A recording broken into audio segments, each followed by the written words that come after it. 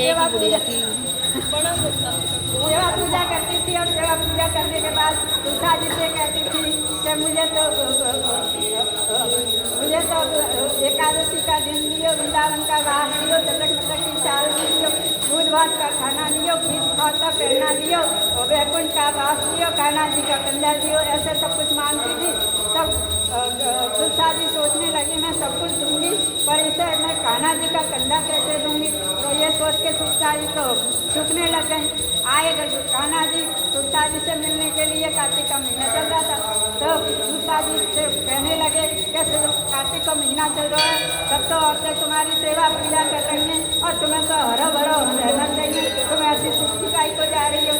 तो कि मैं क्या करूँ, एक प्रिया आवे और मेरे से ऐसे ऐसे सब कुछ मांगे, तो मैं ये सोच के चूक रही हूँ कि मैं कान्हा जी का कंधा कहाँ से दूँगी, वो तो मेरे पास नहीं है।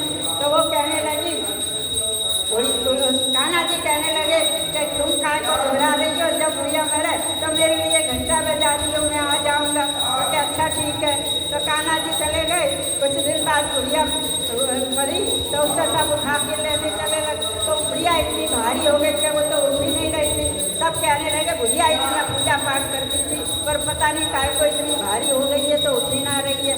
तो तुलसा जी ने सोची है ऐसे नहीं मिलेगी। तो उसने तुलसा जी ने कान्हा जी के लिए घंटा बजाया।